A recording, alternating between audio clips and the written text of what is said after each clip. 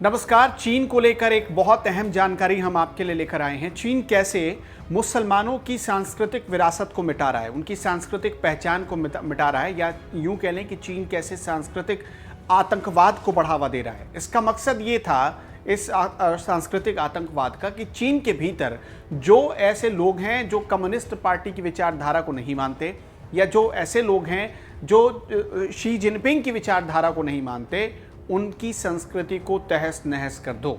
और इस पॉलिसी के तहत चीन ने क्या किया है, पूरे चीन में 10,000 ऐसे पवित्र स्थल थे, मस्जिदें थी, जिन्हें चीन ने गिरा दिए। उन जगहों पर चीन ने बुलडोजर चलवा दिया।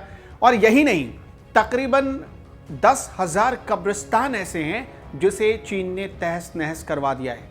ये किससे जुड़े हुए थे? ये चीन में रह रहे उइगुर मुसलमानों से जुड़े हुए थे। ये आपको भी पता है कि साल 2016 से लेकर 2018-19 तक तकरीबन 10 लाख उइगुर मुसलमानों को या तो चीन ने बंदी बना लिया, या फिर उन्हें डिटेंशन कैंप में डाल दिया, या फिर उन्हें देश छोड़ने पर मजबूर कर दिया गया। ये चीन की पॉलिसी रही है। उइगुर मुसलमानों पर चीन ने कैसे कैसे जुल्म ढाए ये दुनिया ने देखा। लेकिन फिर भी चीन के जो सबसे खासम खास हैं इमरान खान, वो कहते हैं कि मुसलमानों पर जुल्म कौन कर रहा है? भारत। यूएन में जाकर इमरान खान का ये हालिया बयान है। खैर, वापस आते हैं चीन पर।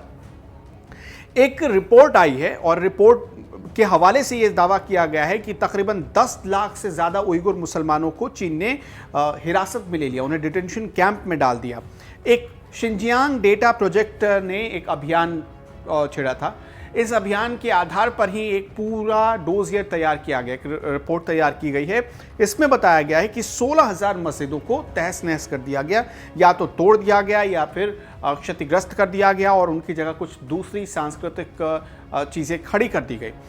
शिनजियांग की रिपोर्ट बताती है कि 1,000 सांस्कृतिक महत्व वाली साइट्स को चीन ने बर्बाद कर दिया है। यही नहीं, रिपोर्ट में ये दावा किया गया है कि साल 2017 में हुई कार्रवाई में, जो 2017 से ही आप देखिए तकरीबन उइगुर मुसलमानों के खिलाफ चीन ने जो जुल्म था वो शुरू किया था, दावा किया कि 10 लाख लोगों को, उइगुर मुसलमानों को डिटेंशन कैंप में पकड़ कर डाला गया। इसी रिपोर्ट में यह भी दावा किया गया कि 2016 में आक्सू प्रीफेक्टर के डिप्टी सेक्रेटरी ने सरकार से कहा था कि लोगों को गाइड करने में समय बर्बाद न करें, उनके रिवाज बदल दें, पिछड़े रूढ़िवादी रिवाजों को बंद करें। यानी उइगुर मुसलमानों पर यह सीधा हमला किया गया था। अक्सू में कम से कम, सिर्फ अक्सू एक जगह है जहां पर कम से कम 400 कब्रिस्तानों का अपवित्रीकरण किया गया। यानी कब्रिस्तान जहां पर थे वहां पर उनके ऊपर ही दूसरी इमारत खड़ी कर दी गई।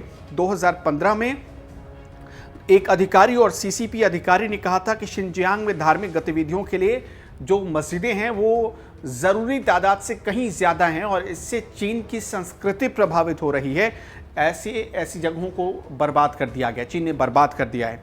2017 में सरकार ने 20 किलोमीटर के इलाके में, जहां पर कब्रिस्तान या मस्जिद बने हुए थे, अक्सू के 20 किलोमीटर के इलाके में बुलडोजर चलवाई, और वहां के रास्ते में पड़ने वाले हर चीज़ को तहस नहस कर दिया गया। 284 मज़ार थे, इसमें 165 को उनमें से ढा दिया गया, और बाकी जो है उन्हें नुकसान पहुंचाया गया। जो सदियों पुरानी मस्जिद थी, जिसमें कारगिलिक की ग्रैंड मस्जिद का जिक्र है, कारगिलिक की ग्रैंड मस्जिद, उससे भी चीन ने बर्बाद कर दिया।